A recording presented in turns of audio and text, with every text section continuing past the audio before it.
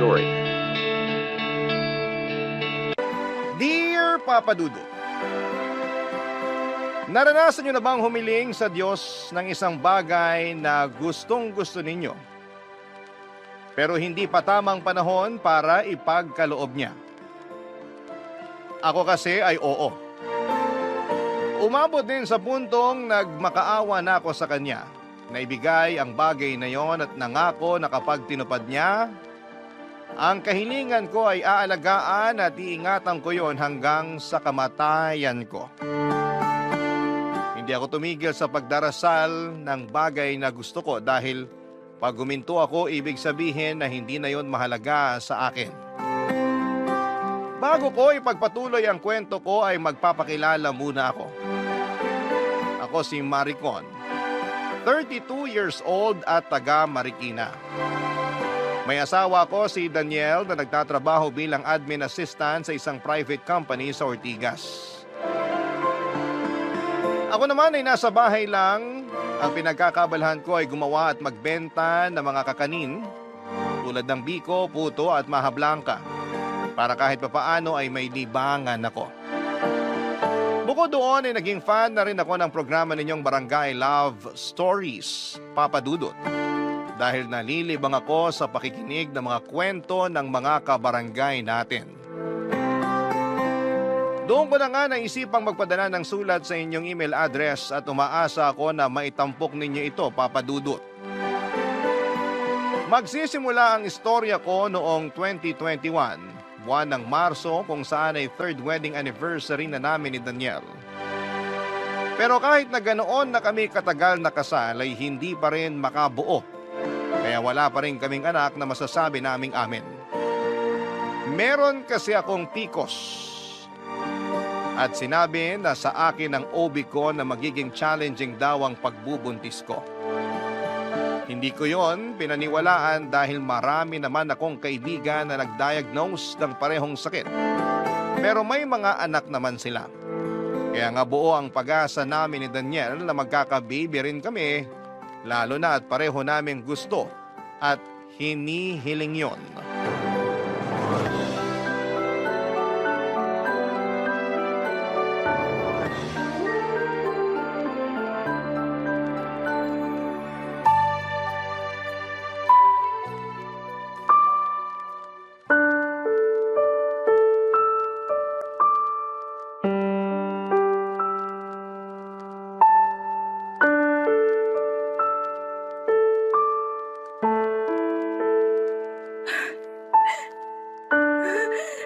Negative na naman!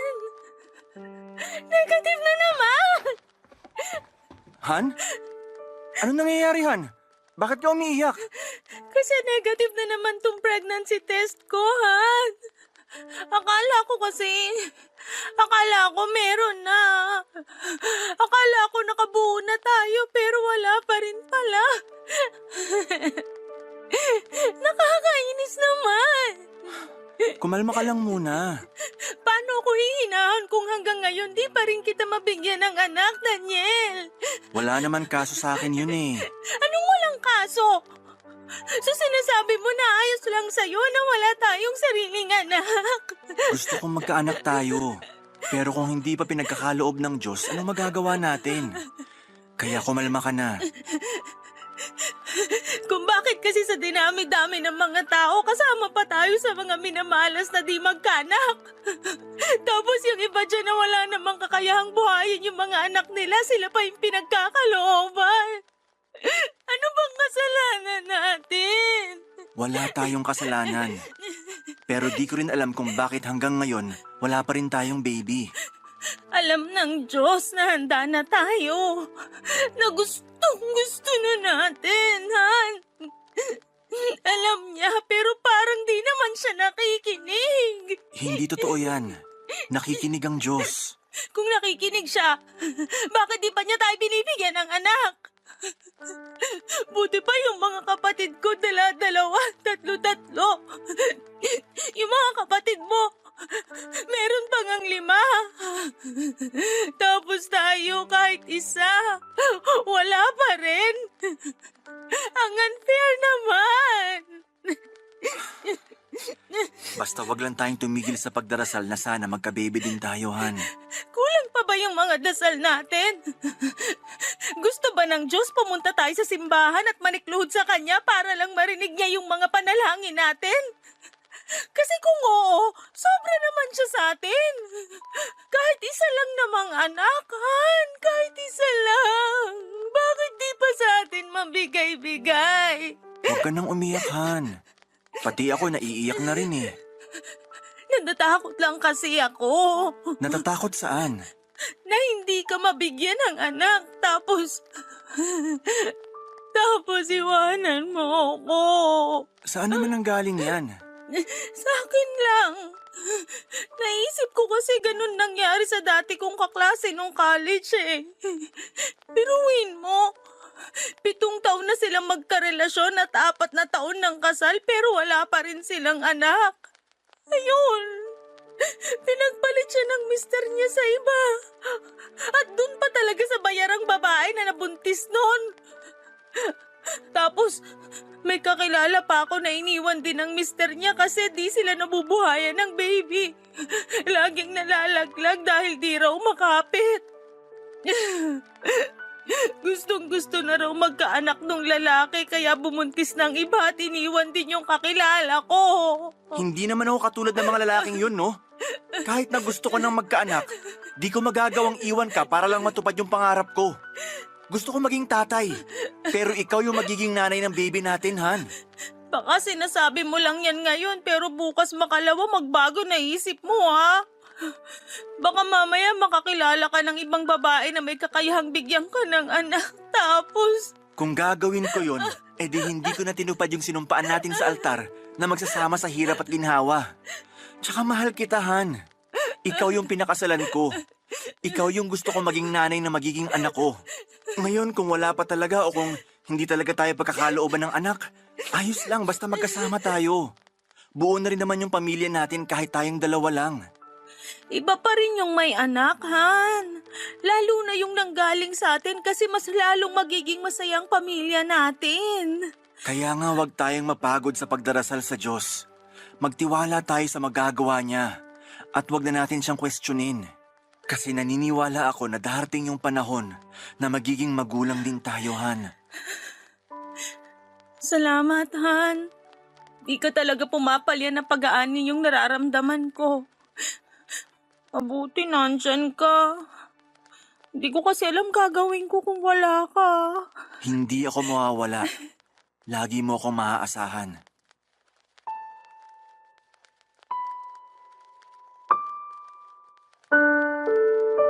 Papadudot mabuti na lamang dahil punong-puno ng pag-asa ang mister ko sa tuwing pinanghihinaan ako ng loob. Malaking bagay yon upang makaya kong harapin at tanggapin ang kakulangan ko bilang isang babae. Kaya naman na-appreciate ko talaga si Daniel ng mga panahon na yon. Doon ko rin na-realize na iba-iba pala ang epekto ng PCOS sa mga babae. Kaya gano'n na lamang ang frustrations at iyak ko nang hindi pa rin kami magkaanak ng mister ko. Pakiramdam ko ay wala akong kwentang babae. Sabi pa naman sa akin ng mama ko ay tungkulin ng isang babae na bigyan ng anak ang asawa niya. Kaya nga kami umabot sa 9 na magkakapatid pero masaya naman kahit mahirap ang buhay namin. Sa kabila ng lahat ay hanga ako sa mister ko dahil pinatunayan niya sa akin na mahal niya ako at ang pagsasama namin kahit wala pa kaming anak. Hindi niya pinaramdam sa akin na kulang ako at kapalit-palit. Kaya nga nandun pa rin ang pag-asa ko na balang araw ay mabubuo ang pamilya namin dahil mabibigyan ko na siya ng anak. Hindi rin naman ako tumigil sa pananalangin sa Panginoon na sana ay dinggin niya ang munting kahilingan ko. Nangako ako kung bibigyan niya kami ng anak ni Daniel ay mamahalin namin ito at aalagaan. Sisiguraduhin namin na maibibigay namin ang magandang buhay para sa anak namin sa abot ng aming makakaya. Pero mukhang may ibang plano yata ang Diyos para sa amin.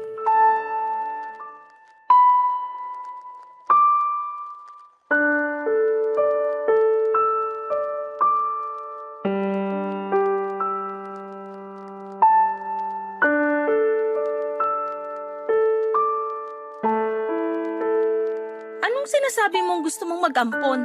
Naisip ko lang naman na pwede nating gawin yon. Sakaling di na talaga tayo magka-baby, Han. Kung ganon sinasabi mo na hinding-hindi na tayo magkakaanak? Yung sariling atin? Di naman sa ganon, pero Pero ano? Sabihin mo! ginawa na natin lahat. Nagdasal na tayo. Sinunod natin yung mga sinabi sa ng doktor mo pero wala pa rin talaga. Ang akin lang, magpakatotoo na Eh tayo. di lumabas din ang totoo mong kulay. Ano bang sinasabi mo? Sabi mo, ayos lang kahit wala pa tayong anak kasi baka hindi pa to yung tamang panahon. Sabi mo, basta wag lang tayong tumigil sa pagdarasal kasi nakikinig naman ng Diyos pero ngayon gusto mo mag-ampon tayo? Wala namang masama sa naisip ko, di ba? Option yun ng ibang mag-asawa na hindi talaga makabuuhan. Pues, ayoko. Ayokong mag-ampon. Ayokong mag-alaga ng batang hindi naman nanggaling sa akin. Akala ko ba gusto mo na magkaanak tayo? Gusto ko nga, pero ayoko nung hindi sa akin galing mismo. Ano bang pinagkaiba nun? Ituturing din naman nating anak yung batang aampunin natin. Basta pakiramdam ko na hindi ko pa rin anak yung bata kahit nasabihin mong ituturing natin siyang parang tunay na anak. Kaya ayoko mag-ampon tayo. Ewan ko sa'yo, Han. Ang unfair mo. At ako pa ngayon yung unfair? Ikaw tong di makapaghintay na magka-baby tayo. Yung totoong atin kasi nanggaling sa atin. Naghintay naman ako At hanggang ngayon umaasa pa rin ako magkakaanak tayo. Pero di man lang pumasok sa isip mo na pwede tayong maging magulang sa ibang paraan? Hindi. At mas lalong hindi pumasok sa isip ko yung sinasabi mong pag-aampon. Ano ba kasing problema mo sa pag-aampon? Marami. Malay ba natin kung anong klaseng dugo ang nananalaytay sa mga ugat ng batang aampunin mo? Baka matigas ang ulo niya paglaki, suwail tapos hindi madisiplina. Tapos, paano kung sagot-sagutin na lang tayo niyan pag nagkaisip? O di kaya lapas tangalan bilang mga magulang niya? Sige nga! Naisip mo man lang ba yung mga bagay na yon bago mo gustuhin mag-ampon? Hindi mangyayari yun kasi nga ituturing natin siyang parang tunay na anak. Mamahalin natin siya bilang mga magulang niya, Han. Hindi ganun kadali yon. Paano ko mamahalin yung batang hindi nga nanggaling sa akin? Ikaw lang naman yata ang may issue. Dinadamay mo lang yung inosenteng bata. Siguro kaya di pa rin tayo binibigyan ng anak kasi di ka pa talaga handang maging magulang. Anong sinabi mo? Ulitin mo nga yung sinabi mo? Narinig mo yung sinabi ko. Bahala ka na nga dyan. At saan ka pupunta? Daniel, kinakausap pa kita! Dun sa labas. Magpapahangin. Pakiramdam ko nasasakal ako rito sa bahay Hindi ako makahinga. Sinasabi mo ba na ako ang dahilan kung bakit ka nasasakal? Sino pa nga ba? Meron pa ba tayong ibang kasama? Tayong dalawa lang naman yung tao rito sa bahay. Ang sama mo!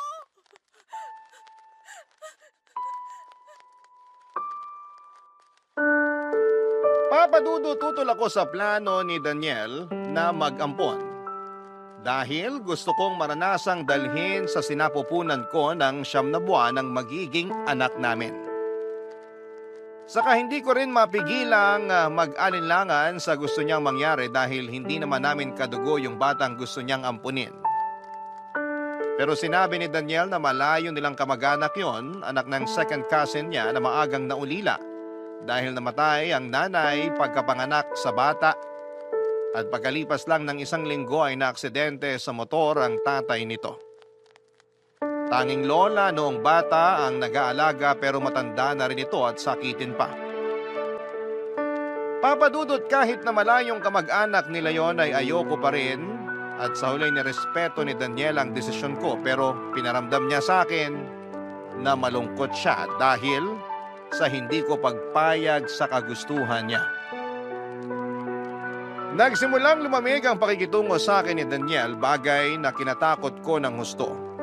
Nag-overthink na naman ako na baka iwanan ako ng mister ko o mambabae siya kasi wala akong kakayahang bigyan siya ng anak. Doon ko na muling inisip yung kagustuhan niyang mag-ampon at kahit na hindi ko masyadong gusto ang ideya ay sumang-ayon na lamang ako. Kinausap ko si Daniel at sinabi ko sa kanya na payag na akong ampunin ang malayong kamag-anak nila, yung pamangkin niya sa pinsan, Papa Dudut. Barangay Love Stories. Barangay Love Stories. Magdadalawang buwan na yung baby nang mapunta sa amin at aaminin kong kahit papaano ay nakaramdam ako ng saya noong nahawakan ko na rin siya. Pero nandun pa rin yung bitterness kasi hindi namin siya dugot laman at hindi ko kaya ang magdala sa sinapupunan ko ng 9 na buwan. Alam ko na maunawaan ako ng mga nanay na nakikinig ngayon sa Barangay LS kung bakit ako nagkakaganito. Life-changing kasi ang pagbubuntis at panganganak, bagay na hindi ko naman naranasan dahil sa kondisyon ko, Papa Dudut. Sa kabila ng lahat ay naging masaya pa rin ang pamilya namin nang dumating ang baby boy namin.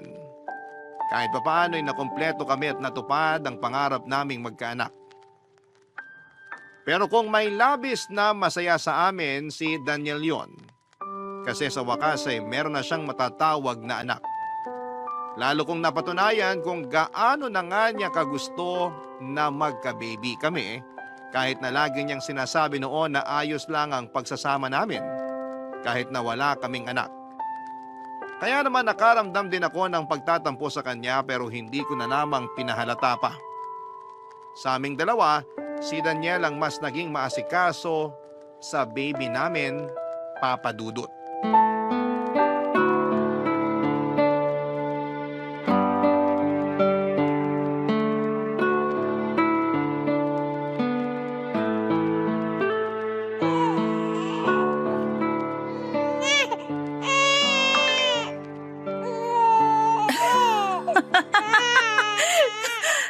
Dami talagang alam nitong BFF ko. Nakakatawa mga sinasabi eh. Han? Han, si baby umiiyak. Teka, reply ako nga muna. Excited na ako sa chika ng bruha. Han, si baby ka ako. Ano bang problema sa batang yan? Ano bang problema? Eh di mo ba naririnig na umiiyak si baby? Eh di ko narinig yung iyak Ano niya na? kasi alam ko tulog lang yan Nandito kanina. na si Papa. Ang sabihin mo, busy ka kasi kaka-cellphone. Ano bang problema mo sa pagsi-cellphone ko? Wala na ba akong karapatang mag-cellphone sa pamamahay na to? Meron. Pero sana unahin mong bantayan yung anak natin kaysa makipagchismisan dyan sa mga kaibigan mo. Daniel naman. Kanina pagsi-cellphone ko pinapakialaman mo. Ngayon pati pakikipag-usap ko sa mga kaibigan ko? Sumusobra ka na yata. Iyak kasi ng iyak si baby. Paano kung kabagin to? Sige nga. Puro ka na lang baby, baby, baby. Wala ka ng bukang bibig kundi ang batang yan. Naaalibadbaran na ako. Natural! Anak natin to! Hindi ko anak yung batang yan. Ni hindi ko nga yung kaano-ano. Anong sabi mo? Bakit? Aawayin mo ko? Magagalit ka sa akin sa pagsasabi ko ng totoo? Hindi, pero... Ilalapag ko muna si baby. Tapos mag-usap tayo. Kung aawayin mo lang ako, mabuti pa wag mo na akong kausapin. Pagod na ako maghapon sa pag-aalaga dyan sa batang yan. Hindi kita aawayin. Kakausapin lang kita. Alam mo, sobra ka nung sinabi mo na dapat kong unahin yung pag-aalaga sa batang yon. Eh buong maghapon ko na nga yung inaalagaan eh. Hindi ko lang narinig na umiyak kung ano-ano na yung sinasabi mo sa akin. I'm sorry, Han. Hindi ko sinasadya. Doon ko lang na-realize na mali nga yung mga sinabi ko sa'yo. Mali talaga. Akala mo kasi wala akong ginagawa sa bahay na to bukod sa pag-aalaga dyan sa batang yan. Baka nakakalimutan mong kulang pa yung maghapon kakalinis at kakaluto para lang may makain tayo. Minsan nga di pa ako nakakapaligo kasi panaiyak niyang ampon mo. Pwede bang wag mo siyang tawaging ampon? Anong gusto mong itawag ko sa kanya, anak? Hindi nga kami magkaano-ano. Kahit na! Inampon natin siya para ituring na anak. Kaya anak ang itawag mo sa kanya. Bakit mo umiiyak? Wala naman akong ginagawa sa'yo ah. Wala. Pero masakit yung sinabi mo. Sorry, okay? Nabigla lang ako. Hindi ko naman sinasadya. Diyan ka magaling. Sa pagsusorry tapos uulitin mo na naman. Hindi mo ba naisip na nag-a-adjust pa lang ako sa pagdating ng batang yan? Tapos gusto mo na agad tanggapin ko siya bilang anak ko. Akala ko kasi ayos lang sa'yo. Kasi pumayag kang ampunin natin siya. Pumayag nga ako. Pero di ibig sabihin pipilitin mo na akong maging nanay niyang batang yan. Eh ano pa palang silbi nun? Kung hindi mo kikilalaning anak yung bata. Kaya nga bigyan mo ako ng time. Huwag mo akong madaliin. Saka di ko naman pinababayaan yung bata eh. Inaalagaan ko siya. Inaasikaso. Kaya ano pa bang problema mo doon? Sorry, Han. Alam ko namang ginagawa mo ang lahat para sa anak natin. Pati ako inaasikaso mo. Sorry kasi hinusgahan kita at pinilit. Hindi na mauulit. Hindi na talaga kasi malapit na akong magtampo sa'yo. Iniisip ko tuloy na mas mahal mo yung ampon mo kaysa sa akin na asawa mo. Papa Dudut, mahal ko naman yung baby namin pero hindi buong buo. Dahil para sa akin ay hindi ko pa rin siya tunay na anak. At ang hirap lang tanggapin ng bagay na yon, kaya nga pinakiusapan ko si Daniel na bigyan ako ng panahon para makapag-adjust. Kapag pumapasok siya sa trabaho ay ginagampanan ko pa rin naman ang tungkulin ko sa bata bilang nanay. Pero aaminin kong hindi ako gaanong ka-dedicated na gawin yon sa kanya. Hindi ko kasi siya masyadong gusto at mas madalas akong makakita ng mga bagay na kinaiinisan ko sa kanya kesa kinatutuwaan. Mas naging madalas nga na irritable ako sa baby namin at maging kay Daniel. Kaya lagi na rin kami nag-aaway ng mister ko. Pero sa huli, sinusuyo niya pa rin ako, Papa Dudut, at pinagpapasensyahan. Hindi niya ako matiis at lagi niya rin akong kinakausap ng masinsinan tungkol sa mga bagay na dahilan kung bakit hindi ako masyadong affectionate sa baby namin.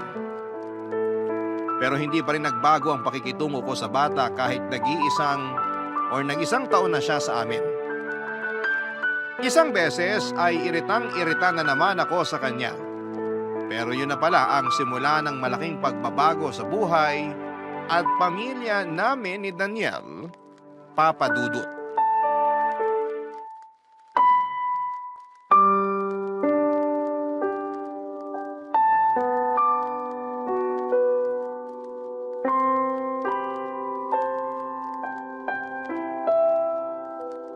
Oh my gosh! Oh my gosh!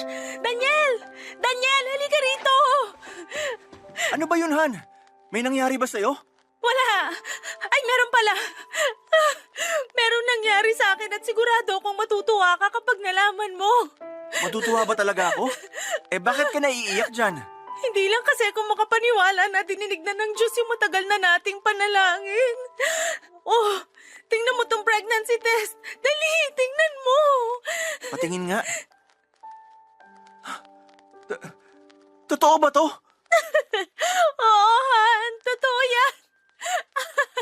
2 linya. Ibig sabihin positive. Buntis ka? Magkaka-baby na ulit tayo? Oo, pero this time yung galing na talaga sa atin, Han.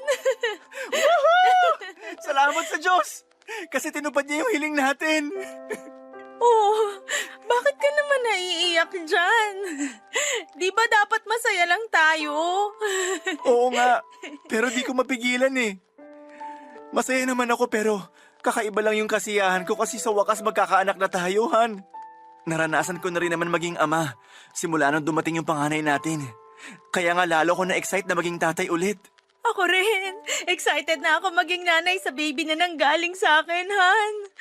Matagal ko na kasing pangarap na maranasang magbuntis tapos nagkatotoo na. Kumpleto na ang pamilya natin. Matagal na kumpleto ang pamilya natin. Madadagdagan lang ng miyembro kaya mas magiging malaki. Sigurado ako matutuwa ang panganay natin kasi magiging kuya na siya. 1 taon pa lang naman siya. Hindi pa niya maiintindihan yon. Sa bagay, pero excited lang akong ibalita sa kanya. Ikaw talaga? Unahin mo munang sabihan yung parents at mga kapatid mo. Sigurado ako na matutuwa sila pag nalaman nila yung magandang balita. Lalo na sina mama at papa. Tagal na nilang gustong magkaanak tayo. At natupad na naman yun nang dumating sa buhay natin ang panganay natin, Han. Oo nga. Pero iba pa rin naman yung totoong galing sa atin talaga. Sa bagay, may punto ka rin naman. Alam mo, siguro nakita ng Diyos na handa na tayo maging magulang nung nag-ampun tayo. Kaya pinagkalooban na niya tayo ng anak. Ha? Ganun ba yun? Pakiramdam ko lang. Bakit? Mali ba ako? Di naman sa ganun, pero pwede bang wag mo muna masyadong i-involve dito yung panganay natin? Bakit naman? Anak natin siya. Alam ko naman yun, pero gusto ko lang yung tayo-tayo lang muna. Ikaw, ako, saka yung magiging baby natin. Anong ibig mong sabihin? Hindi ko rin alam. Basta. Labo mo naman, Han. Yung panganay na naman natin yung pinagdidiskitahan mo. Wala naman siyang ginagawang masama sa'yo. Hindi hindi ko siya pinagdidiskitahan, no? Yun kaya yung tono mo. Pinagsasasabi mo. Masyado ka lang advance mag-isip. Saka ayang ka na naman eh. Mas kinakampihan mo na naman yung batang yun kesa sa akin na asawa mo. Malamang nakampihan ko siya. Wala pa naman siyang kakayahang ipagtanggol yung sarili niya. Ikaw tong matanda. Ikaw dapat mas nakakaintindi. Gusto mong i-echipwera yung panganay natin, anak din naman natin yun. Pag-aawayan pa ba natin to? Kasi kung oo, sayang naman yung magandang balita, di ba? Ikaw kaya nag-umpisa. Huwag mo ibalik sa akin yung sisi. Ang saya-saya lang natin kanina tapos kung ano-ano na yung sinasabi mo dyan. Papa Dudut, nagkatampuhan kami ni Daniel ng araw na yon pero naayos din naman kalaunan. Ako ang nagsorry sa kanya kasi alam ko na na-offend ko siya sa mga sinabi ko. Hindi lang din talaga napigilan ang bibig ko. Ayoko kasi talagang isali ang panganay namin sa kasiyahan naming mag-asawa. Alam ko na medyo selfish yon pero ewan ko ba. Kahit na noong nag-isang taon na sa amin ang batang inampo namin, ay hindi pa rin ganong kalapit ang loob ko sa kanya. Pero isang himala talaga na nabuntis ako kaya naman nagpasalamat kami ng husto sa Panginoon dahil binigyan niya kami ng anak. Napakasaya ko, lalo na noong nalaman kong may buhay na sa sinapupunan ko. Kaya naman ginawa ko ang lahat para alagaan ang magiging anak namin ni Daniel. At nagdoble pa nga ang kasiyahan namin nang may makumpirma kami sa first ultrasound ko.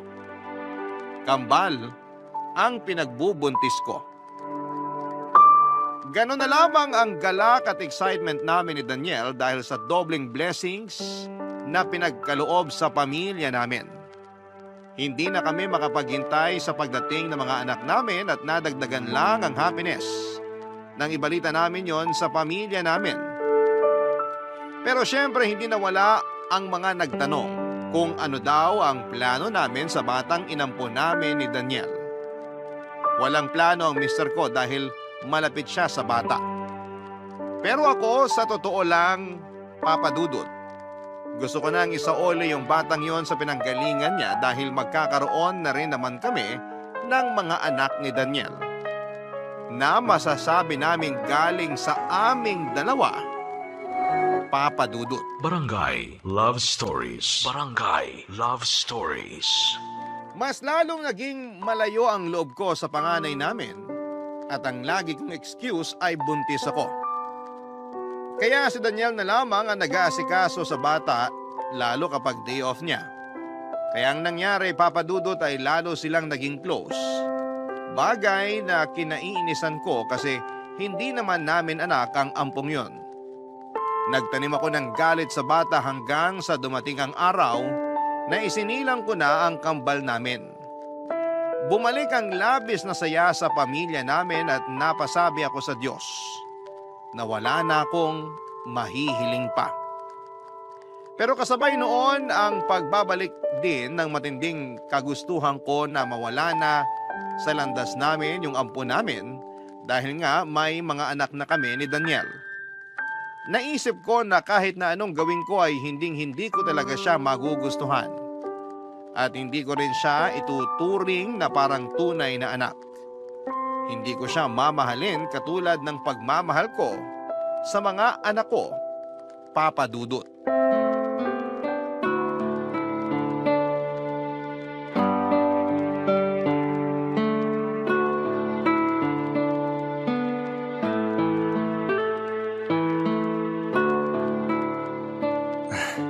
Ayan, dyan nga, Han. Sige pa, diinan mo pa. Dito ba? Oo, sige, salatin mo pa. Ayan, sige pa. Ang sarap. Grabe, parang ang dami-dami mo ng lamig sa katawan. Baka kailangan mo na magpabento sa masasya. Di na to kaya ng hilot ko. Baka nga. Pero laking tulong na rin naman ang masahe mo. Nabawasan sakit ng katawan ko. Thanks, Han. The best ka talaga. Naku, ng bola pa. Hindi kaya bola yon. Hindi ka nga rito. Tabihan mo ako sa kama. Hoy, baka ano na naman yung pinaplano mo, ha? Alalahanin mo, masakit katawan mo. Oo, pero Pagdating sa labing-labing, ayos na ayos pakiramdam ko. Tumigil ka nga, Daniel. Ito naman, parang binibiro lang eh. Ay, pero alam mo, ang saya-saya ko. Bakit naman? Kasi ang laki na ng pamilya natin. Simula nang dumating yung kambal, nadagdagan ng saya sa bahay natin. Pero syempre, nadagdagan din yung ingay, lalo na pagsabay silang umiyak. Oo nga eh. Wala na akong mahihiling pa kasi kumpleto na tayo. Matagal na tayong kompleto simula nung dumating yung panganay natin, Han. Siya ang bumuo sa pamilya natin. Siya ang nagturo sa atin kung paano maging magulang. Napapansin ko, paborito mo talaga yung batang yon, no? Ha? Siyempre, anak natin yon. Hindi natin anak yon. Ano bang pinagsasabi mo? Huwag mong sabihin na magsisimula ka na naman ng away. Wala akong sinisimulang away dito. Sinasabi ko lang yung napapansin ko. Lagi mo na lang bukang bibig yung batang yun eh. Puro na lang siya. Eh paano naman yung mga anak natin? Pansin ko, bihira mo na lang kargahin yung kambal. Paano ko kakargahin? Madalas naman tulog lang sila. Kahit na. Paggising sila, saglit mo lang pansinin kasi madalas mong kalaro yung ampon mo. Hindi siya ampon. Anak natin siya. Hindi mo ako mapipilit at tratuhing anak yung batang yun kasi pag bali-baliktarin mo man ang mundo, ampon pa rin siya. Alam mo, may gusto sana akong sabihin sa'yo eh. Medyo matagal-tagal ko na rin tong iniisip. Ano yun? May mga anak na tayo, di ba? Yung totoong galing sa atin, kaya bakit di mo na lang ibalik yung ampon mo sa pinanggalingan niya? Ano bang sinasabi mo, Maricon? Hindi naman natin siya kailangan kasi may mga anak na tayo. Ayoko rin sa batang yun. Naiinis lang ako pag nakikita ko pagmamukha niya. Kaya pwede ba, ibalik mo na yun sa pamilya niya? Siraulo ka ba? Siraulo na kung siraulo, pero ayoko sabi sa batang yan. Ikaw lang naman may gusto dyan eh. Siguro anak mo sa ibang babae yan, no? Anak ng... Sige, subukan mo ako saktan. Ipapabarangay kita. Ano ba kasing nangyayari sa'yo? Bakit ganyan yung naiisip mo? Iniisip ko lang naman yung pamilya natin. Gusto ko tayo-tayo lang. Ayoko may kaagaw sa atensyon yung mga anak natin. Kaya nga sinasabi ko sa'yo, isoli mo na yung bata. Kung makapagsalita ka, parang nanghiram ka lang ng laruan ah. Alam mo kung di ka pa titigil sa kakasalita, baka mapikon na talaga ako sa'yo. Hindi talaga ako titigil dahil kung pikon ka na sa akin, mas pikon ako dyan sa ampon mo. Peste, panira ng pamilya. Baka nakakalimutan mong pumayag ka na ampunin natin siya. Hindi ko nakakalimutan pero napilitan lang talaga ako noon. At ngayon na may anak na tayo, hindi na natin siya kailangan. Papa Dudut, inaasahan ko nang tututol si Daniel sa naisip ko pero hindi ko akalain na magagalit siya sa akin ng husto. Pero kung galit siya, ay mas galit ako dahil may favoritism siya. At kahit na tinanggi niya yon, hindi pa rin ako naniwala. Buo pa rin ang loob ko na isauli niya ang bata sa lola nito dahil may mga anak na kami. Pero naging matigas si Daniel kaya binantaan ko siya. Nalalayo ako at isasama ko ang kambal. Isang araw ay nagulat na lamang si Daniel na nakapag-impake na kaming mag-ina. Plano ko nung umuwi sa bahay ng parents ko dahil ayokong makasama sa bahay namin yung ampon niya. Pinigilan kami ng mister ko pero hindi ako nagpaawat lalo na nung dumating na ang mga magulang ko para sunduin kami. Maging sila isang ayon sa gusto ko na ibalik na lamang sa pinanggalingan nito ang panganay namin. Pero dahil nagmamatigas si Daniel, ay gusto ko siyang turuan ng leksyon. Pinapili ko siya kung kami ng kambal o ang ampon niya. Hindi siya noon nakapagsalita at yon ang naging hudyat ko para iwanan namin siya, Papa Dudut. Sa huli walang nagawa si Daniel kundi ang panoorin kaming umalis sa bahay ng araw na yon. Kaso noong mga sumunod na araw, pumunta siya sa bahay ni Mama at Papa para makipagbati sa akin at suyuin ako. Pero pinanindigan ko pa rin ang gusto kong mangyari. Kaya wala nang nagawa si Daniel kundi ang sumunod sa akin kaysa naman tuluyang kaming mawala sa kanya. Willing talaga ako makipaghiwalay sa asawa ko kung hindi niya ibabalik yung bata sa pinag-ampunan namin. Noong naibalik na ni Daniel ang bata sa lola nito ay bumalik na rin ako sa bahay kasama siya. Muling naging masaya kami kasi dahil sa wakas ay buo na ang aming pamilya. Pero hindi yun nagtagal dahil 1 linggo pa lamang ang nakakalipas ay dinapuan ng malalang sakit ang mga anak namin. Nagsimula lang yon sa madalas na pag-ubo at pagkakaroon ng sipon, gawa ng papalit-palit na panahon. Hanggang sa lumalayon at nauwi sa pulmonya, dahilan para maospital ang mga baby namin. Nanatili rin kami doon ng 3 araw bago unang binawian ng buhay ang isa naming anak. Tapos, 9 na oras pagkalipas noon, sumunod namang namatay ang kakambal niya.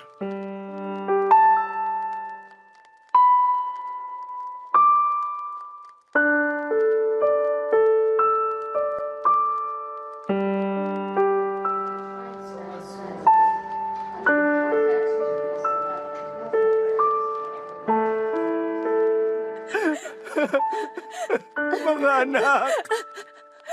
Gumising kayo! Daniel, luminahon ka lang. Paano ko hihinahon? Nawala na sa atin yung isa nating anak. Tapos sumunod naman yung kambal niya. Wala na. Wala na tayong mga anak. Pero kahit magsisigaw ka pa dyan, hindi na sila mababalik sa atin. Anong gusto mong gawin ko? Umalak ka kasi namatayin tayo ng mga anak. Siyempre hindi. Para ka naman tanga eh. Ako pa yung tanga.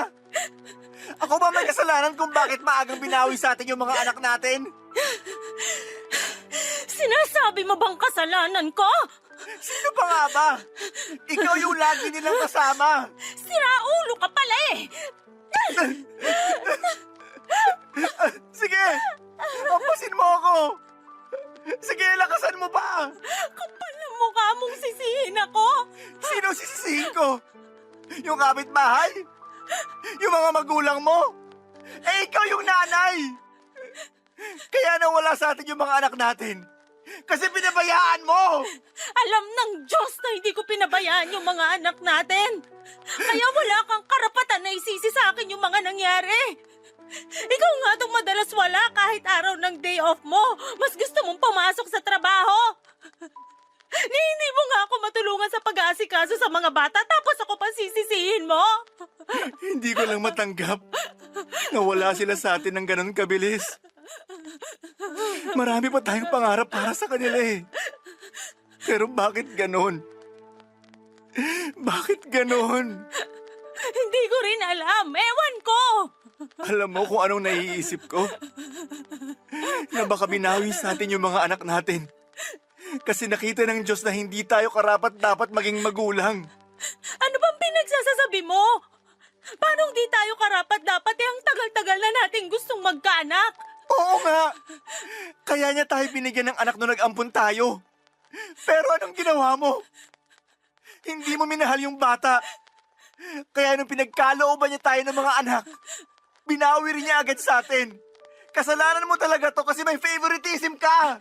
Ikaw rin naman may favoritism ka. Mas mahal mo pa yung ampun mo kaysa sa mga anak natin. Kaya masisisi mo ba ako kung bakit natakot ako na pag lumaki yung mga anak natin na sila pang mamalimos ng atensyon at pagmamahal sa tatay nila? Hindi mangyayari yun kasi pare-pareho ko silang mahal. Hindi yun ang nakikita ko, Daniel. Kaya wag na wag mo akong sisisihin sa nangyari. May kasalanan ka rin. Hindi lang puro ako. Visit namang buhay to. Pinagkalooban nga tayo. Binawi rin agad. Wala na yung mga anak ko. Hindi lang ikaw ang nawalan ng anak. Ako rin. Baka nakakalimutan mo ako ang nagdala sa kanila sa sinapupunan ko ng 9 na buwan. Ang tagal ko silang hinintay. Tapos mawawala lang sila sa atin sa isang iglap. Kaya nga. Parang hindi ko na kaya. Paano pa tayo magpapatuloy? Kung ang sakit-sakit nung nangyari. Pakiramdam ko na wala na ako ng dahilan para magpatuloy. Nawala na ako ng pag-asa na mabuhay. Sobrang sakit mawalan ng mga anak, Papa Dudut. Parang kaming pinatay ng paulit-ulit ni Daniel dahil binawi agad sa amin ang aming kambal. At kahit na umiyak pa kami ng dugo ay alam naming hinding-hindi na sa amin maibabalik pa ang mga anak namin. Pero sa kabila ng lahat ay kinaya pa rin namin ni Daniel na mairaos ang burol at libing ng mga anak namin. Mabuti na lamang at nasa tabi namin ang aming mga magulang para magsilbing sandigan naming mag-asawa. Hinang-hina na kasi kami at hindi na namin alam ang mga gagawin, Papa Dudut. Napakahirap ng mga unang araw at linggo matapos mailibing ang mga anak namin. Hindi kasi kami nagkikibuan ni Daniel at para bang hangin lang kami sa isa't isa pag nasa bahay. Magkatabi nga kami sa kama kapag natutulog pero magkatalikuran naman kami dahil ayaw naming makita ang bawat isa. Pakiramdam ko ay sobrang naging malayo ang loob namin ng asawa ko at kamuntik na nga kaming maghiwalay. Umabot sa punto na umuwi ako sa bahay ng parents ko para doon muna magstay habang hindi pa kami parehong naghihilom ni Daniel. Malaking bagay yung espasyo namin sa isa't isa para mapag-isipan ang mga nangyayari sa buhay namin. Hindi nga nagtagal ay nagkapatawaran kaming mag-asawa at muling nagsama sa iisang bubong, Papa Dudut. Sa kasalukuyan ay pinipilit naming umusad ni Daniel. At kahit na mahirap gawin yon, matapos ang mga nangyari ay pinili pa rin naming magpatuloy. Marami kaming pinagsisisihan. Lalong-lalo na ako. Na-realize ko na baka tama siya nang sabihin niya sa akin kaya binawi sa amin ang mga anak namin ay dahil nakita ng Diyos na hindi pa ako handang maging isang ina. Kasi kung handa na ako ay hindi ko ipagdadamot ang pagmamahal ko sa isang bata at ituring ito na sariling anak kahit na hindi ito nanggaling sa akin. Nalulungkot lang ako kasi huli na bago ko yun napagtanto. Pero umaasa ako na sana'y bigyan pa rin kami ng Diyos ng pagkakataon na maging mga magulang kami ni Daniel. Hanggang dito na lamang po ang sulat ko, Papa Dudut, nawa ay kinapulutan po ito ng aral ng mga kabarangay natin. Maraming salamat po kung mapili po ninyo ang istorya na maitampok sa programa ninyo. God bless po sa Barangay Love Stories. Number 1 po ang Barangay LS 97.1 sa puso namin. Ang inyong forever kapuso at kabarangay, Maricon. Dear Papa Dudut, ako nga pala si Bea, 20 years old, isang aminadong conservative. Mula sa pag-iisip, sa galaw at sa pananalita, isama mo na rin ang pananamit ko. Lagi akong tinatawag na manang ng mga kakilala ko. Nung una ay naiinis ako dahil hindi naman kasalanang maging isang conservative. Pero nang tumagal ay nakasanayan ko na. Ibit-balikat na lamang ako lagi sa tuwing may nangpupuna sa pinili kong identity. Hindi naman ako naapektuhan. Masaya at tanggap ko na kung sino at ano ako. Kung gaano ako ka-conservative. Ganon naman ka-liberated ang nanay ko. 20 years old siya noong isinilang ako at hindi ko nakilala ang tatay ko. Hindi rin naman nagkwento ang nanay ko. Hindi ko hinanap ang tatay ko at hindi naman ako pinilit ng nanay ko na gawin yon. Sa pagdadalaga ko ay mas naging malinaw sa akin ang relasyon namin ng nanay ko. Malabo at malayo. Hindi kasi kami naging close noong nagdalaga na ako. Malaking dahilan noon ang pagkakaiba naming dalawa, Papa Dudut. Hindi ko naman sinasadya, lagi na iparamdam sa kanya na hindi ako komportable sa tabi niya. Hindi rin naman niya pinipilit ang sarili niyang makipaglapit sa akin. Isang bagay na nagustuhan ko sa nanay ko. Bukod doon ay wala ng iba pa. Malimit kaming mag-usap maliban na lamang kung may kinalaman sa pag-aaral ko o sa pagkain sa bahay. Hindi ko siya nakikwentuhan dahil iniiwasan ko siya, Papa Dudut. Minsan ay napuyat ako sa kakahintay sa kanya dahil may assignment ako sa school at kailangan ko siyang ma-interview. Ayoko sanang gawin pero kailangan. Lumati na lang siyang lasing at pasuray-suray habang ako ay nakaismid na nakatingin sa kanya, Papa Dudut.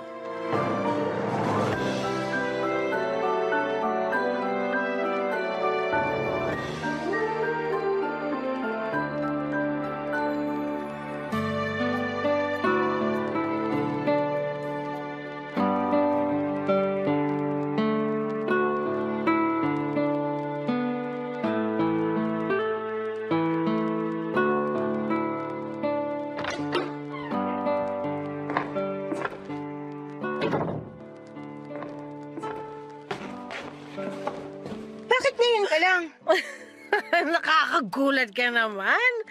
Ako nga ito nagulat sa'yo eh. Mag-uumaga na pero ngayon ka palang umuwi. Uwi ba yan ng matinong nanay? Inumagal na uwi, hindi na agad matino. Amoy alak ka pa. Kaya nga naman mga amoy sampagita ako pag nasa beer house. Hindi nakakatuwa, Nay. Ikaw naman, masyado kang seryoso.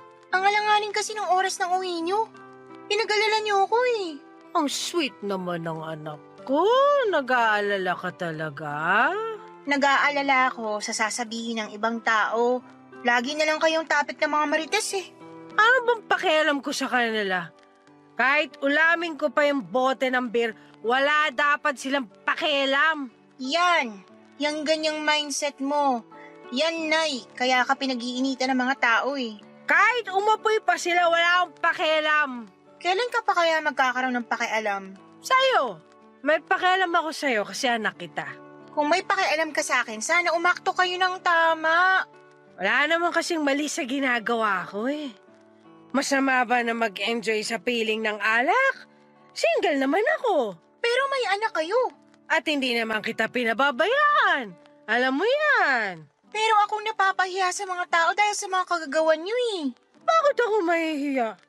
Krimen bang uminom ng alak? Dapat ka na bang ikulong kapag nagpapakasaya ka? Hindi ko na kayo makontrol, Nay.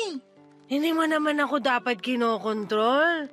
Dapat, sinusuportahan mo ko. Parang ginagawa ko sa'yo. Suportado ko ang pagiging manang mo. Hindi ako manang ah. Aba, narinig mo na ba mga sinasabi ng mga kapitbahay natin sa'yo? Mas manang ka pa raw kaysa sa mga lola ng lola nila. Wala akong pakialam sa sinasabi nila. Hindi ako susunugin sa impyerno dahil lang sa pagiging manang ko. Eh, di parehas lang pala tayo. Wala talaga akong pakialam sa sasabihin nila. Apir nga tayo dyan, nanak. One time lang. Pwede bang maligo muna kayo para mawala yung kalasingan nyo? Ipaapir-apir pa kayo nalalaman dyan eh. Opo, nanay. Maliligo na po. Pasensya na po. At magkape kayo para bumaba ng amats nyo. Alam mo na mga alak lang at orange juice ang trip kong inumin. Nay! Apo, masusunod. Mahal na mana. Mahal na Reyna. Hindi na po ako natutuwa. Bakit ba ang init ng ulo mo sa lasinggerang nanay mo? May assignment kasi ako sa klase at kailangan kitang may interview para doon. Pero dahil sa kalagayan mo ngayon, mukhang imposible kong magawa. Interview lang ba? Sus! Kaya ko yan. Ilabas mo ang mic at ayusin mo ang sofa. Para kunwari nasa talk show tayo.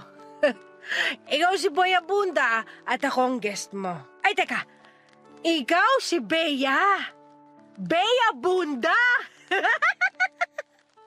Ang witty ko ron kahit lasing ako, ha? Ewan ko sa inyo. Tulog na nga lang kayo. Maghahanap na lang ako ng ibang nanay na makakausap ko ng matino.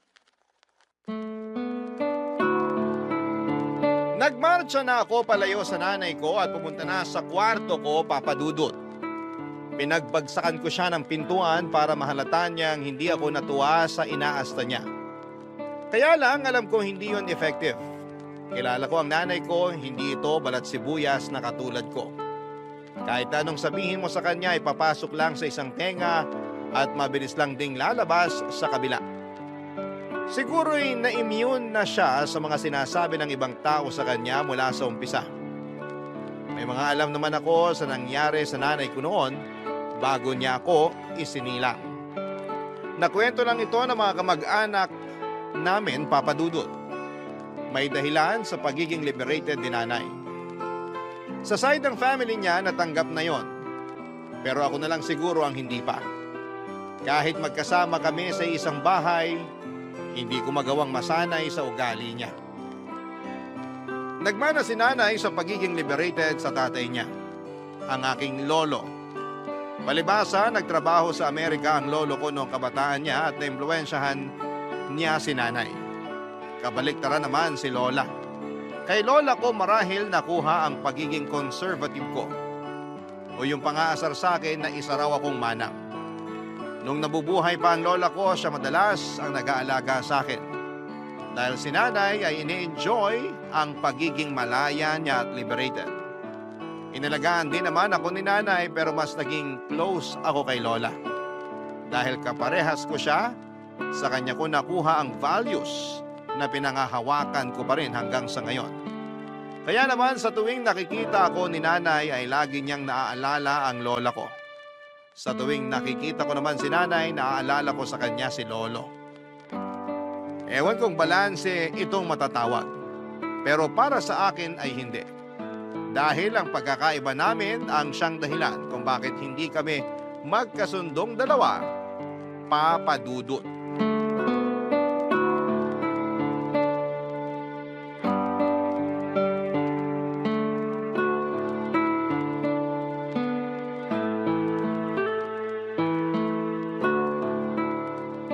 Saan ka pupunta? Inimit ko lang po yung best friend ko, birthday niya. Makiki-birthday ka sa best friend mo sa ganyang damit? Seryoso ka ba? Ano problema sa pananamit ko? Lahat! Disente ang suot ko. Di ka lang sanay sa ganitong pananamit. Hindi lang ako sanay makakita ng baduy manamit. Magpalit ka nga! Magkakasurais ako sa damit mo eh. Ayoko, magandang suot ko. Anong maganda? Tumingin ka na ba sa salamin? Lahat ng salamin dito sa bahay tiningnan ko na. Walang pangit sa suot ko. Anong salamin yung tinignan mo? Yung basag? Ay nako, ang lakas mangpuna ng damit samantalang kayo. Kita na ang kaluluwa? Paulit-ulit mo nang sinasabi yan. Tanggap ko naman. Natural ang kaluluwa ko at walang halong kemikal. Kaya okay lang. Pero yung suot mo ngayon, natural at puro kemikal na kabaduyan. Sige nga, anong masama sa suot ko? Naka-turtleneck ng floral at long sleeves pa. Sa Baguio ba ang birthday? Nilalamig ka, girl? Magkakatonsillitis ka ba kapag hindi ka gumamit ng floral na turtleneck? Regalo to ni Lola sa akin. Kahit regalo pa yan ng guardian angel mo, dapat hindi mo tanggapin. Tapos ipaparis mo sa naguhumiyaw na tiger print na palda? Tapos rubber shoes na pula? Anak ba kita? Nasa nagdadala lang yan. Eh hindi mo nga madala ng maayos. Naaawa ako sa mga makakakita sa'yo sa totoo lang. Magpalit ka. Huwag mo akong bigyan ng kahihiyan. Hindi ako magpapalit. Maganda nga tong suot ko para walang makasilip. Walang magkakaroon ng interes na silipang ka. Magpalit ka. Halika, tutulungan kita. Ayoko nga. Plano mo ba maging mascot sa birthday ng kaibigan mo? Kasi kung oo, edi congratulations! Ang lakas mo manlait, Nay. Samantalang ikaw ang iksi ng mga suot mo. Parang lagi mong pinapasilip ang rayuma at varicose veins mo. Uy, wala akong varicose veins. Rayuma, Nagsisimula pa lang. Huwag mong pakialaman ang ugat at tuhod ko, ha? Ang dapat mong pakialaman ay kung paano ka tamang mag-mix and match ng suot. naka-mix and match na to. Nakamix lang pero hindi match. Utang na loob, magpalit ka! Ano na lang sasabihin ng ibang tao sa akin? Pinalaki kitang walang fashion sense? Hindi kayong kakayanin. Iiyak ako! Ewan ko sa inyo. Babalik ako bago dumilim. Bea, please! Try mo namang umuwi ng lagpas alas 7 ng gabi. Kahit umuwi ka pagkatapos ng 24 oras, matutuwa na ako. Ibigay mo na to sa akin. Magpagabi ka sa daan. Gusto kong ma-enjoy mo ang kabataan mo. Ini-enjoy ko ang kabataan ko sa paraang gusto ko. Paano mo malalaman na yan ang gusto mo hindi mo pa nga natatry yung sinasabi ko? Sa nakikita ko po sa inyo, wag na lang. Ayoko nang matry. Bea! Aalis na po ako. Nandito na ako bago gumabi.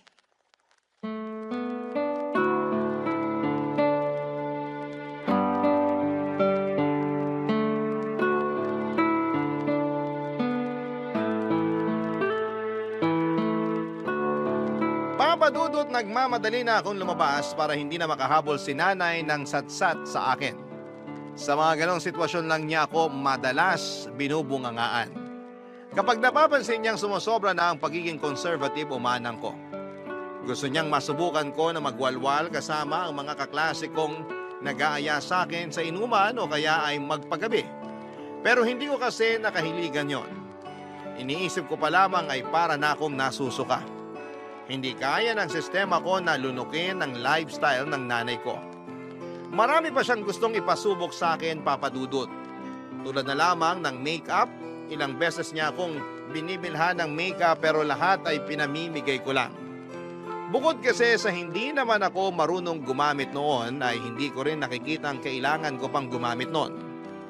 Tanggap naman Ang itsura ko, Papa Dudut. Hindi para sa akin ang makeup.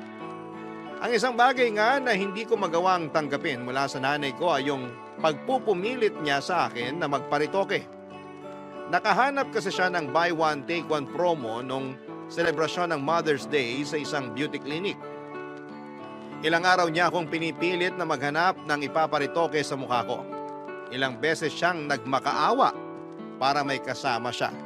Nagsuggest siya na magpalaki raw ako ng dibdib o kaya ay magpakapal ng labi dahil yon ang uso.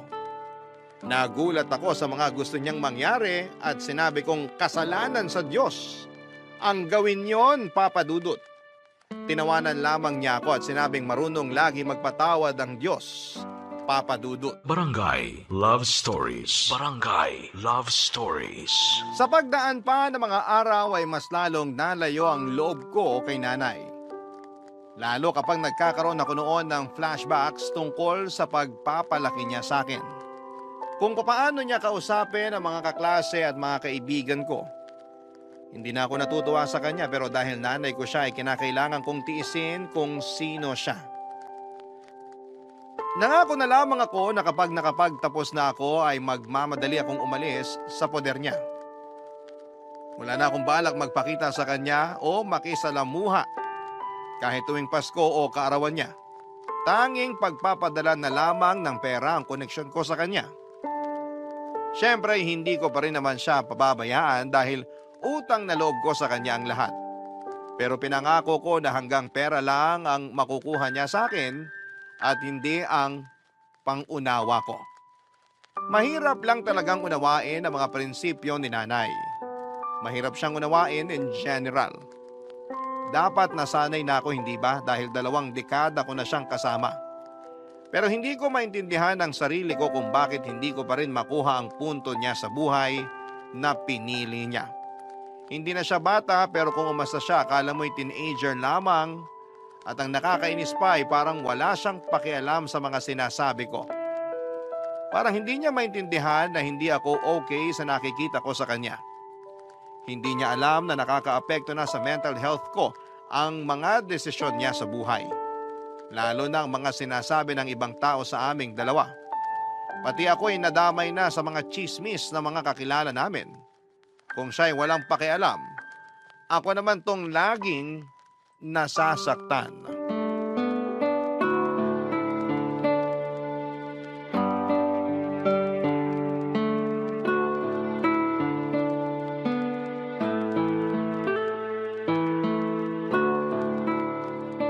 Nay! Ano na naman itong pinag-uusapan ng mga marites sa kanto natin? Aba malay ko, hindi naman kami close. Ikaw na naman ang tampulan ng chismis. Kung di pa ako napadaan doon sa tindahan ni Aling Miding, hindi ko pa malalaman na ikaw na naman ang topic. Ano na naman ba ang napansin nilang mali ko? Sige nga, isplok mo sa akin ang mga sinasabi ng mga perpektong marites na yan. Totoo bang namimigay ka ng kondom sa mga binata sa kanto natin? Oo! Regalo ko yun para sa mga malilikot na binata. Mahirap na. Baka hindi pa sila handa magkaroon ng mga anak. Condom is the key. Hindi nyo ba alam na nakakahiya yun? Lantaran yung pinakita sa mga tao na inaabutan mo ng mga kondom yung mga binatang yun. Hindi lang inabutan. Pinagsabihan ko pa. Tsaka tinulungan ko kung paano gumamit. Baka mabutas nila di talo rin. Naririnig nyo po ba mga sinasabi nyo, Nay? Oo naman no. Mukha lang marumi ang tenga ko pero malinaw ang pandinig ko. Ang ibig kong sabihin, paano nyo nasasabi ang mga ganyang salita? Hindi dapat kayo namigay ng mga kondom. Na-video ka pa at pinakita sa akin habang nagbubukas ng kondom para ituro kung paano ang tamang paggamit. Baka lang kasi hindi nila alam baka hindi na ituro sa kanila sa school. Hayaan nyo ang mga magulang nilang magturo nun. Alam mo ba kung gaano ka-awkward para sa magulang na ituro yun sa mga anak nila? Lalo na tayong mga Pinoy. Hindi ka nga nahihiyang abutan ako lagi ng birth control pills buwan-buwan. At dapat nga magpasalamat ka sa akin kasi protektado ka na. Protektado ako dahil hindi ko naman ginagawa ang iniisip nyo. Mabuti naman pero kung balak mo na, Nay! hindi naman kita pinagbabawalan. Sino ba naman ako? Maaga nga ako nakabuo, di ba? Hindi naman ako nagsisi dahil maganda ka at matino. At sana kayo rin matino. Namigay lang ng condom at pills, hindi na agad matino. Sobra ka namang mang-judge. Mas grabe pang panghuhusga sa inyo ng mga nasa kanto natin. Makahalata naman kayo. Alam ko naman yan, pero hanggang kahulang naman ng mga yon. Hindi rin nila ako kaya, no? Huwag nga sila magmalinis. Alam ko lahat ng baho nila. Pasalamat sila, hindi ako interesadong pagpiestahan ng buhay ng ibang tao. Hindi gaya nila. Wala sana silang pagpipiestahan kung hindi ka pabigay ng mga ichichismis nila sa'yo. Kasalanan ko ba kung interesting ang buhay ko para sa kanila? Ako ata ang artista/vlogger dito sa barangay natin. Bawat galaw ko binabantayan. Pinag-uusapan. Paano hindi babantayan ang bawat galaw nyo? Sobra naman kasi ang ginagawa ninyo. Mukha lang sobrang ginagawa ko sa mga taong kulang ang pangunawa sa mga katulad ko. Ang hirap nyo rin kasing unawain. Lagi na ako napapahamak dahil sa mga ginagawa nyo. Pati ako nadadamay. Minsan ayoko na lang lumabas ng bahay dahil lagi na lang silang may sinusumbong sa akin tungkol sa inyo. Kahit magsumbong sila, ako pa rin ang kampihan mo. Kung alam nyo lang kung gaano kayo kahirap kampihan, Nay. Ang hirap! Kunwari hindi ako nasaktan sa sinabi mo. Tatanggapin ko yan kasi hindi mo pa rin ako maintindihan. Pero tandaan mo, magbubunga ng maganda tong pagiging pakawala ko. Kailan naging magandang pagiging pakawala? Basta, makikita mo. Napailing na lamang ako sa mga walang kwenta at walang katuturan na mga sagot ni nanay. Alam kong kahit na anong sabihin ko ay hindi pa rin ako mananalo sa kanya. Magkaiba talaga kami ng mindset. Kaya hindi niya makita ang punto ko. Hindi ko rin makita ang punto niya. It's a tie. At yun ang nakakainis dahil wala ni isa sa amin ang sumubok pantayan o unawain ang mindset ng bawat isa. Aminado akong ipagtatanggol ko ang nakagisnang kong mga prinsipyo at ibang paniniwala sa tama at mali. Ganon din naman si nanay. Hindi rin niya basta-bastang aabandonahin ang prinsipyo at nakasanayan niya. Lalo't may edad na rin siya. Lalong matataga sa bato ang mga prinsipyo niya kapag tumagal at nadagdagan palalo ang edad niya. Marami pang naging issue si nanay na nung una ay pinalagpas ko. Akala ko kasi marirealize pa niyang mali ang ginagawa niya pero nagkamali ako doon. Minsan ay muntika na siyang madimanda dahil sinuportahan niya ang isang dalaga sa kanto namin para magpalaglag. Nabuntis ang dalagang ito nang hindi sinasadya at hindi siya balak panagutan nang nakabuntis sa kanya. Wala rin siyang trabaho at umaasa lang sa sustento ng kanyang nanay. Matapang na sinuportahan ni nanay na ipalaglag nito ang pinagbubuntis niya. Dahil daw mas lalo lang mahihirapan ang buhay ng isisilang niya kung hindi pa siya handa bilang isang ina financially at emotionally. Napailing na lamang ako nang malaman kong galit na galit ang nanay ng dalagang ito kay nanay. Umabot pa sila sa barangay at nagkainitan ng ulo hanggang sa tinakot siya ng nanay ng dalaga na idedemanda kapag hindi pa siya nagsorry. Hindi nagsorry si nanay. Tinaasan niya ang pride niya at walang nagawa ang nanay ng dalaga. Mabuti na lamang at kapos sa pera ang nanay ng dalaga kaya wala itong ginawang pagdedemanda, Papa Dudut.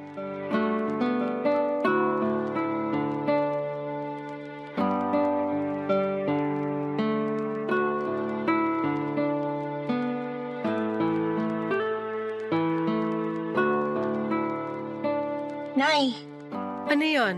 dadalawang boyfriend ko si Lucio rito. Anong oras ka aalis? Hindi na ako aalis. Di ba sinabi niyo na may lakad kayo ngayon? Sinabi mo kasi nadadalaw ang boyfriend mo eh. Gusto kong makilala syempre. Sa Facebook ko lang siya nakikita kapag nagpo-post ka. Gusto kong makaharap siya ng personal para makita ko kung gaano siya talaga kakinis. Nay! Oh, huwag mo sabihing mamasamain mo pa yung comment ko na makinis siya ha. Sobra naman na ata pagiging conservative mo niyan. Ayoko lang na nagko-comment ka ng ganyan sa boyfriend ko. Nakakaasiwa. Ang banal mo naman masyado. May kumakatok. Baka si Lucio na yan. Teka, bagay ba ang lipstick ko sa spaghetti strap na suot ko? Hindi. Ayos, bagay nga. Pagbuksan mo na. Lucio, napaaga naman yung dating mo. Na-excite lang ako na makita ka. Nakaalis na ba nanay mo? Sa kasamaang palad, hindi pa raw siya aalis. Pasok ka na. Salamat. Hello po. Magandang gabi po, ma'am. Nanay na lang itawag mo sa akin. Makinis ka kaya gusto kita maging son-in-law. Nay! Bakit? Makinis naman talaga siya. Nasa lahi lang po siguro. Oh, Bea, narinig mo yon. Makinis ang lahi ni na Lucio. Kaya magpalahi ka na sa kanya. Chos! Nay, ano ba? Ikaw naman? Binibiro ka lang eh. Lucio, ilang taong ka na pala? 25 years old po. Ah, maganda yan. Mas matanda ka dapat sa babae para ma-handle mo siya ng maayos. Ang hirap pa naman pakisamahan nitong si Bea. Madalas lang po yung toyo niya pero kaya ko naman pong i-handle. Lucio? Ay, tumigil ka, Bea. Banding namin to ng son-in-law ko. Nakakatuwa naman po kayo. Parang ang saya niyo pong maging nanay. Sobrang cool. Si Bea lang naman yung nagtatakwil sa akin. Yung mga kabataan dito sa lugar namin, gusto nila ako maging nanay. Paano hindi ka gugustuhin parehas mong pakawala? Ano yun? Sabi ko po, pakawalan niyo na si Lucio kasi kami naman muna ang magbabanding. Teka, may kondom ka ba dyan, Lucio? Nay, sobra ka na! Nagtatanong lang ako kasi sabi mo magbabanding kayong dalawa. Eh mali ko ba kung anong banding yung gagawin nyo? Gusto ko mag-iingat kayo. Wala po akong condom na naitatabi. Akong bahala sa'yo. May natira pa ako mula dun sa mga pinamudmud ko sa kanto. Nagpamudmud po kayo ng condom? Oo, buong araw. Hindi niya kailangan ng kondom. So ginagamit mo na yung pills na binili ko sa'yo? Nagpipills ka, Bea? Hindi! Bakit naman hindi? Sayang naman yun. Baka mag-expire. Yung iba pa naman nakuha ko lang dahil naka-promo. Dahil malapit na mag-expire. Gamitin mo na. Unahin mo yung mga mag-e-expire ngayong taon. Dali na. Lagi niyo na lang ako binibigyan ng kahihiyan. Ano bang nakakahiya sa pills at kondom? Malawak lang talaga isip ng nanay mo. Nakakatuwa nga eh. Hindi lahat ng mga nanay ganyan mag-isip. Thank you, Lucio, ha? Nakahanap na rin ako sa wakas ng kakampi. At dahil dyan, ako na ang bahala sa 1-year supply mo ng condom! Chos! Nainis ako nang magkampihan sina Nanay at Lucio Papadudut. Pinagkaisahan nila ako. Marami pang binida si Nanay sa pagiging liberated niya. Nakahanap kasi siya ng kakampi kaya ang lakas ng loob niyang bumida sa mga bagay na hindi naman tama. Hindi na nga ako sumasali noon sa usapan nila Papadudut. Tuwang-tuwa si Lucio habang nakikinig kay Nanay. Habang ako naman ay nagpipigil na mainis. Ayaw ko lang ipakita na bad trip na ako noon kay Lucio. Kaso hindi rin makahalata si Lucio na hindi na ako komportable sa usapan nila ni Nanay. Nainis akong lalo dahil alam naman niyang conservative ako pero harap-harapan niyang pinakikita na mas pabor siya sa pagiging liberated ng isang tao. Nagtatampo man pero sinikap kong hindi yon ipakita sa kanilang dalawa, Papadudut. Lalo't nakita kong nagkakasundo na silang dalawa. Siguro'y nagustuhan kong makita na magkasundo ang nanay at boyfriend ko. Kahit na hindi ko gusto ang paraan nila ng pag-uusap. Hindi rin kasi conservative si Lucio at hindi rin naman siya liberated katulad ni Nanay. Nasa gitna lamang siya. Pero noong pagkakataong nagkaharap at nagkausap na sila, parang na-recruit na ni Nanay si Lucio para maging katulad niyang pakawala. Hindi na ako natutuwa. Kaya naman hinila ko na si Lucio at sinabing may panonoorin pa kaming pelikula sa kwarto. Tinukso kami ni Nanay at sinabing baka magpanggap lang kaming manonood pero iba naman pala ang gagawin namin. Sinabayan niyo ng malakas na tawa ni Lucio. Mas lalo kong nailang at nainis. Kaya ang ginawa ko ay pinauwi na lamang si Lucio at nagpanggap na may kailangan lamang akong tapusin na school project. Naniwala naman si Lucio at hindi nahalata ang totoong nararamdaman ko. Nagpaalam na si Lucio at si Nanay naman ay naghanda na rin para umalis. Nagplano na siyang ituloy ang lakad niya dahil tapos na niyang makilala si Lucio Papadudut. Barangay Love Stories. Barangay Love Stories. Hindi ko na muling pinadalaw si Lucio sa bahay, Papadudut. Doon na lamang kami madalas sa bahay nila kapag walang mga magulang nito. Nagtanong si Lucio kung bakit ayaw ko na siyang papuntahin sa bahay at sinabi ko ang katotohanan. Hindi ko gusto na naiimpluwensyahan siya ni nanay at tinawanan lamang ako ni Lucio. Wala naman daw masama sa mga sinasabi ni nanay. Magandang araw na may kakaiba na mindset si nanay para mabalanse ko ang tama at mali. Hindi ko na lamang inimik si Lucio, Papa Dudut. Ayaw ko na lang pahabain pa ang argumento namin. Kahit ano namang sabihin ko, idol ni Lucio ang nanay ko at wala akong panalo doon. Kaya naman iniwasan na lamang namin na mapag-usapan si nanay sa tuwing magkasama kami para hindi masira ang mood ko. Sa wakas ay nakahalata na rin si Lucio. Panay din ang tanong ni nanay kung kailan muling dadalaw si Lucio. Pero kabit balikat lamang ang sagot ko sa kanya. Hindi naman niya ako kinukulit pa. Lagi na lamang kibit balikat ang sagot ko kay nanay sa tuwing may sinasabi o tinatanong ito sa akin na malayo sa prinsipyo ko.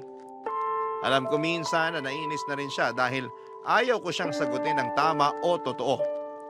E ano bang magagawa ko? Nahuli ni nanay ang inis ko sa kanya. Mabuti nga't nakaramdam na siya na hindi ako komportableng makipag-usap sa kanya. Hindi na rin niya ako pinipilit na sumagot sa tuwing kinakausap ko siya.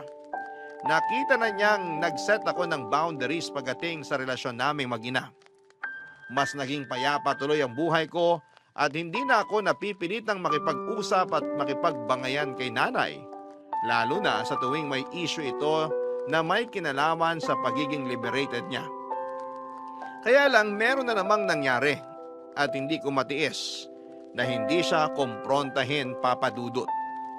Hindi na naman ako nakapagpigil ng inis ko, Papa Dudut.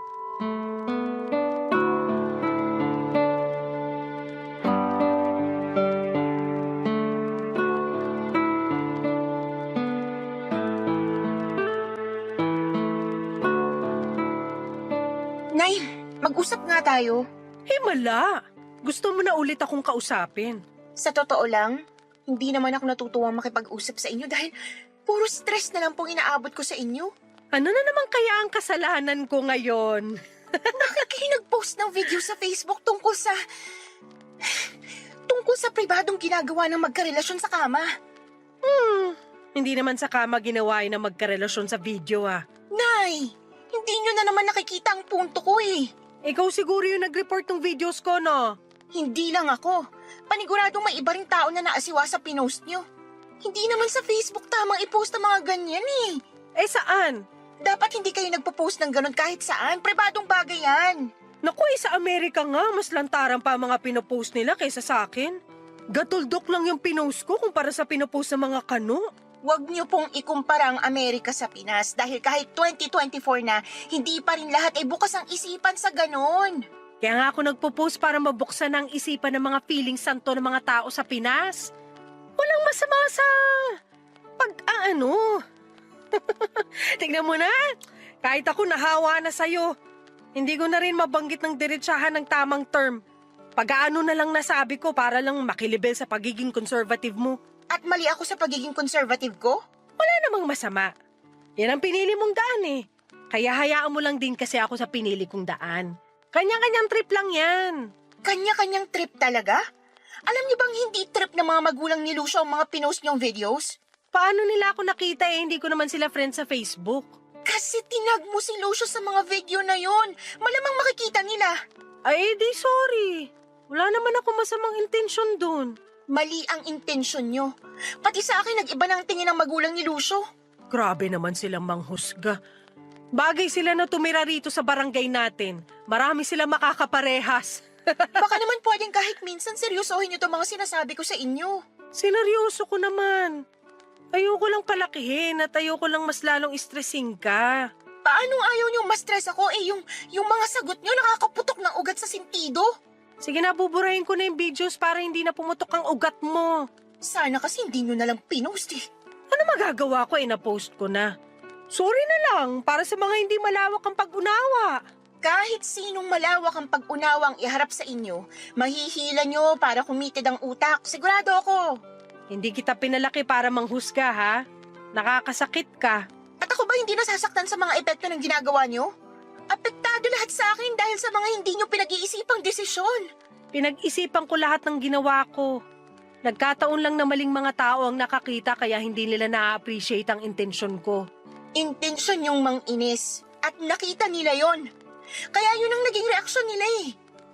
Sana masaya na kayo na nakapangbuwisit kayo ng araw ng mga tao. Sila lang ang nambubwisit ng araw nila. Kung kaya lang nilang buksan ang isipan nila, maiintindihan nilang walang masama sa mga ginagawa ko. Ilan na kami nagsasabi na hindi tama ang mga ginagawa niyo. Wala na kayong tama, Nay. Wala. Ang ipanganak at buhayin ka. Hindi ba tama yon? Hindi ako nakaimik sa sinabi ni Nanay Papa Dudut. Hindi ko na rin binalak na sagutin yon. Alam kong nasaktan ko siya sa walang preno kong bibig, pero ganun talaga kapag napuno ka na. Tinalikuran niya ako at hindi na hinintay pang sumagot ako. Alam naman niyang wala rin akong panlaban sa huli kong sinabi sa kanya. Nagkulong siya sa kanyang kwarto at malakas na nagpatugtog ng rock music. Pero sa kabila ng ingay ng musikang pinapakinggan niya, dinig ko pa rin ang pag-iyak niya. Nasaktan ko si Nanay at aminado akong nasaktan ako nang makita siyang ganon. Yun ang unang beses na nagpakita siya ng ganon sa akin, Papa Dudut. Hindi ko yon napaghandaan. Nasanay kasi akong lagi siyang matapang at balahura kong sumagot. Mahal ko si Nanay pero maraming beses na sinagad nito ang pasensya ko. Nag-impake ako at tinawagan si Lucio. Nakiusap ako na pansamantala ay titira muna ako sa kanila. Alanganin noong umpisa si Lucio pero noong umiyak na ako ay pumayag na siya. Pansamantala lang naman ang pagtira ko kina Lucio. Nagpapanamig lamang ako sa mga nangyari sa pagitan namin ni Nanay. Babalik din naman ako sa bahay namin at hindi ko pa kasi kayang harapin noon dahil alam kong magkakailangan pa kami. Nag-iwan ako ng sulat kay Nanay na pansamantala ay magpapasama muna ako kay Lucio. Hindi naman niya sinagot ang sulat na yon at hindi rin niya ako minessage kahit sa Facebook or text. Nagsimula na akong tumira pansamantala kay Lucio. Inasikaso naman niya ako pero hindi pa rin nawala sa isipan ko si Nanay. Bihira kong umuwi ang mga magulang ni Lucio. Kapag andun ang mga magulang niya ay madalas lamang akong nagkukulong sa kwarto ni Lucio dahil nahihiya ako. Baka kasi hindi pa rin nila mapatawad ang ginawang pagpo-post ni Nanay ng malalaswang videos sa Facebook. Siguro inabot ako ng 2 buwan sa bahay ni na Lucio bago ako nagpasyang umuwi ng bahay, Papa Dudut.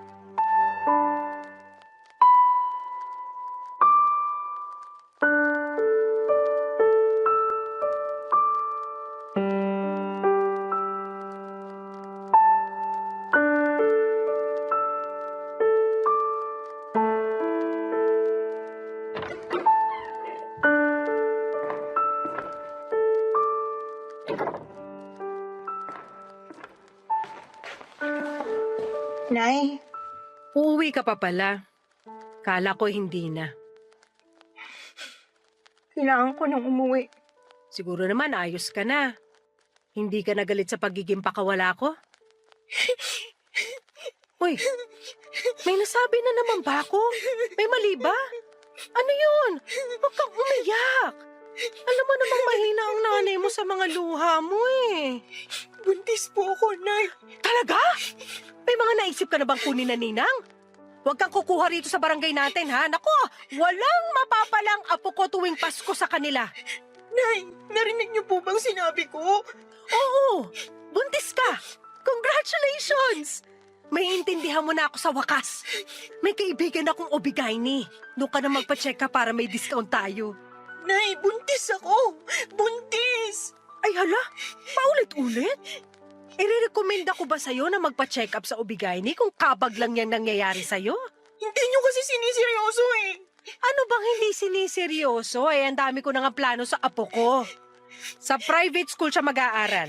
Babawi ako sa kanya kasi hindi kita napag-aral sa private school. Sana ang apo ko. Hindi pa ako ready. 20 years old pa lang ako. 20 years old din naman ako nung nabuntis sa'yo. Hindi rin ako ready nun. Pero nung nakita na kita, walang araw na hindi ko piniling hindi maging ready. Paano ako magiging ready? Ayaw akong panagutan ni Lucio. Aba, demonyong bata pala yun ah. Makinis lang pero napakasama. Ibigay mo sa akin ang address niya para maratrat ko. Ayaw din kasi ng magulang niya sa akin eh. Eh di ayaw din natin sa kanila. Hindi natin sila bate. Tayong tatlo ng apo ko ang magkakakampi. Hayaan natin sila. Sabi ni Lucio baka raw hindi sa kanya tong dinadala ko. Hindi ba? Sa kanya po.